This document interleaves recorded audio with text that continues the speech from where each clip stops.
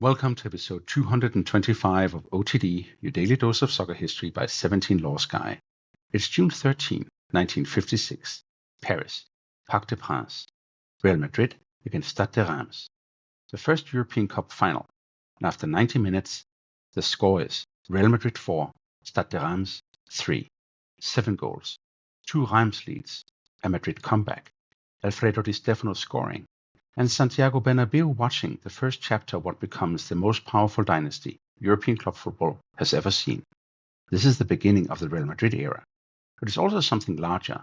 This is the day the European Cup proves it can be more than an idea.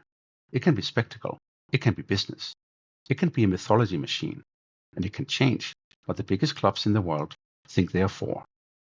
But how did we get here? The European Cup didn't come from nowhere. Long before UEFA created a continent-wide club competition, Central Europe had already experimented with the idea. The Mitropa Cup, launched in 1927, gave clubs from Austria, Hungary, Czechoslovakia, Yugoslavia, and later Italy, and others, a serious international club stage. We covered that in episode 13. Vienna, Prague, Budapest, trains, coffee houses, money, tactics, and Hugo Meisel's belief that club football could cross borders and get smarter by doing so. There were other attempts too. The Latin Cup, matching champions from France, Italy, Spain, and Portugal. Invitation tournaments, like the one in 1937 we talked about exactly a week ago. Bloodlet friendlies, Jubilee tournaments, prestige matches. But there was still no true European champion, no annual knockout tournament, no shared calendar, no mechanism that made the champions of Europe's domestic leagues answer the same question: who's actually best? Then comes December 1954. Molineux, Wolves against Honvéd. We covered that in episode 43. Wolves are champions of England. Honvéd are the club spine of the magical Magyars, Puskás, Kocsis, Tibor, Boszik. In the past year, Hungary have beaten England 6-3 at Wembley and 7-1 in Budapest. English football is bruised. Wolves host glamorous midweek matches under floodlights, half sport, half theatre, half television experiment. Yes, that's 3 halves, but Molineux was doing a lot that night. Honvéd lead 2-0. Wolves come back and win 3-2. And then the English press reaches for the old reflex: champions of the world. That phrase matters because it irritates the right man over in Paris, Gabriel Hanot of L'Équipe, former France international, journalist, organizer, one of those figures who understands that football needs institutions as much as it needs goals. Hanot looks at the English claim and essentially says no, or in French, non. Not like this. Not one friendly at home in the mud under your lights against a team that traveled. If Europe wants a club champion, let Europe build a competition. Hanot is not alone. Jacques Ferran is central. Jacques de Reims is part of the L'Équipe world. And then the club politicians matter. Santiago Bernabéu and Raimundo Saporta at Real Madrid, people who instantly understand that this tournament is not just about football. They even consult Gustav Sebes, the Hungarian mastermind behind the magical Magyars. It's about prestige. It's about cities, newspapers, television. It's about turning a great club into an international institution. In April 1955, the founding meeting takes place in Paris. UEFA is still new, founded only the previous year. FIFA and UEFA are not instantly enthusiastic. The organizers have to be careful not to look like a club rebellion. So the first European Champions Clubs Cup is in a way born from journalism before it's fully absorbed by governance. 16 clubs enter. Not always strictly the champions. That part is important. The first edition is partly representative, partly invitational, partly practical. Chelsea, champions of England, don't enter because the Football League blocks them. So Scotland's Hibernian becomes the first British representative. The opening match is Sporting against Partizan in Lisbon on September 4, 1955. João Martins scores the first goal in European Cup history. It finishes 3-3. Then the tournament starts producing exactly what its creators hoped for: names, stories, offsets. Partizan score 8 against Sporting in Belgrade. Saarbrücken stun AC Milan 4-3 at the San Siro before Milan recover in the second leg. We covered that in the very first episode of OTD. Hibernian reached the semi-finals. Vörös Lobogo, essentially MTK Budapest under its state-era name, bring the Hungarian tactical world into the competition. And Real Madrid begin to reveal what they are becoming. Madrid entered as Spanish champions in 1955. Domestically, they are already Santiago Bernabéu's project, stadium, ambition, Di Stefano, organization, international imagination. But in the 1955-56 league season, they don't win La Liga. Athletic Bilbao do. Barcelona finish above Madrid too. Di Stefano is still top scorer, but Real Madrid are not yet inevitable in Spain. And that matters. In Europe, they are becoming something else.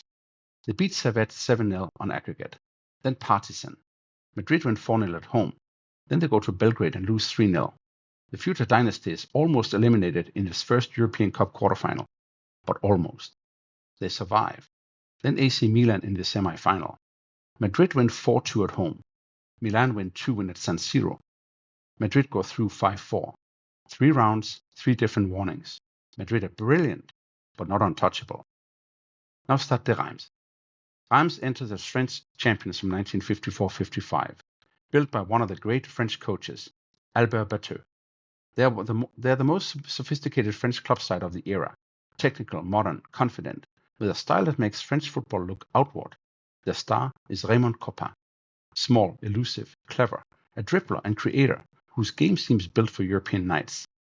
They also have captain Robert Chanquet, one of France's great defenders, René Blillard, Michel Hidalgo, who decades later will coach France to European glory, Jean Templin, Leon Glovatsky, a team good enough that nobody should treat them as ceremonial opposition. Reims beat Danish side AGF 4-2 on aggregate, then Villeurbanne in a wild quarterfinal, then Hibernian 3-0 on aggregate in the semi-final. So the first final gives the new tournament the perfect pairing, as if it was foretold. Real Madrid, the rising institutional superclub. Stade de Reims, the technical French champion, backed by L'Equipe's own football culture. Spain against France. Bernabéu's club against the country whose newspaper helped create the tournament. Di Stefano against Kopa. So Parc de Princes, June 13, 1956. The referee is top-notch. Arthur Ellis of England. Attendance, 38,239. And Reims start like they want to steal the entire future. 6 minutes. Michel Leblanc scores. Reims 1, Madrid 0. 10th minute. Jean Templin scores. Reims 2, Madrid 0. 10 minutes into the first European Cup final, and Real Madrid are 2 down. That is one of the most important details in the whole story. Madrid's dynasty doesn't begin with inevitability. It begins with a problem. In the 14th minute, Alfredo Di Stefano answers.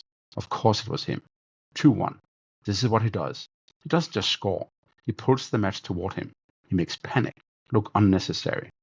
Then, in the 30th minute, Hector Rial equalizes. 2-2. The final has reset. At half-time, the first European Cup final has already justified itself. Drama, stars, goals, recovery.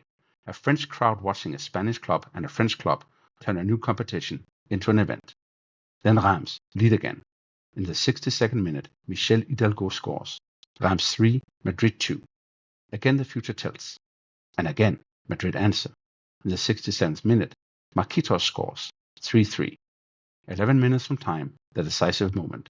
Hector Rial. Real Madrid 4, Stade de Reims 3. The first European Cup winner is Real Madrid, and the first European Cup final has given the new competition everything it needed. But so what? The Real Madrid dynasty begins here, not in theory, here. After Paris, Madrid win the European Cup again in 1957, and again in 58, and again in 59, and again in 60. 5 in a row. No club has ever matched that opening ownership of a competition. No club could, because Madrid did not simply win the European Cup, they defined what winning it meant. Di Stefano scores in all 5 finals. Trento becomes the great left-wing symbol of the era. Rial is central early. Miguel Munoz is captain, then later becomes the coach who extends Madrid's European identity. Kopa crosses the line. After losing with Reims in 1956, he joins Real Madrid and wins the European Cup with them in 57, 58, and 59. Then Puskás arrives after the Hungarian rupture of 1956, the story we covered in episodes 50 and 216. By 1960, Real Madrid is not merely a team, they're the first European club empire.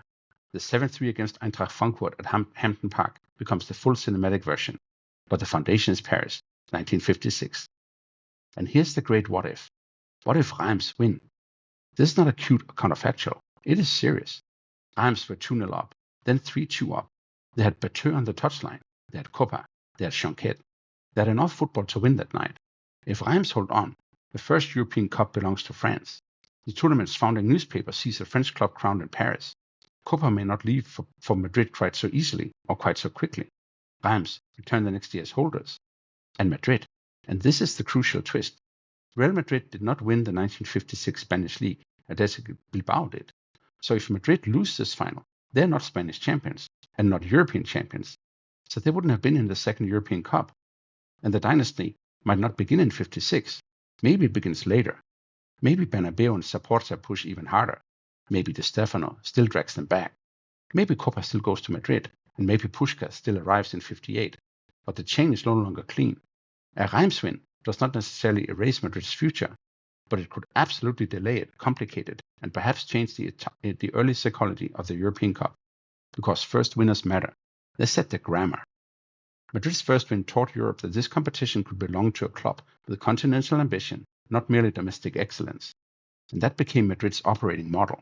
Europe was not an add-on. Europe became the point. And that is the deepest legacy. The European Cup changes club identity. Before 1955, even great clubs mostly measured themselves at home, then occasionally abroad in tours, fairs, invitations, and regional tournaments. After the European Cup, the biggest clubs can measure themselves annually across borders. A league title becomes a passport. A Wednesday night becomes a continental test. The season now has another summit. And slowly, over decades, that changes everything.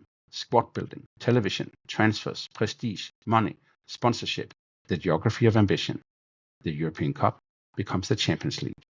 But the DNA is already visible in 1956. Newspaper imagination, club ambition, a final in Paris, and one team understanding faster than everyone else what the new world rewards. Stade de Reims returns to the final in 1959, against Real Madrid again. By then, Kopa is wearing white. Reims has strengthened with players of quality, including names shaped by the post-1956 movement of talent. But Madrid beat them again, 2-0 in Stuttgart. The window closes. Reims remain a great story. Madrid become the story.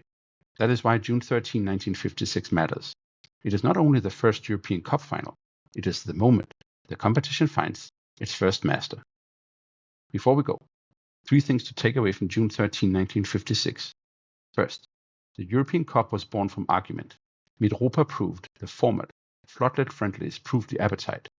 Wolves' Honvéd provoked the headline, and Hanot, Ferran, Bernabéu, and others turned irritation into institution. Second, Real Madrid's first win was not inevitable. Reims lead 2-0 and 3-2. Madrid survived Partizan by 1 goal and Milan by 1 goal. Dynasties often look inevitable only after the danger has passed. And third, Paris 1956 created the European logic of Real Madrid. From that night onward, Madrid were not just trying to win Spain, they were trying to own Europe. On this day in 1956, Real Madrid beat Stade de Reims 4-3 at the Parc de Princes in the first European Cup final, and with Di Stefano, Rial, Bernabéu, and a new continental stage, the Madrid dynasty and the modern age of European club football began together. That is all for episode 225 of OTD, your daily dose of soccer history by 17 Law Sky. You can help me a lot if you rate the show 5 stars. It really helps push OTD up the charts and in front of new people.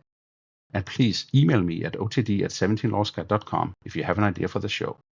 Tomorrow, we go to June 14, 1990, and Roger Milla, 38 years old, Cameroon against Romania, a goal, a corner flag, and maybe the OG iconic World Cup goal celebration. See you then.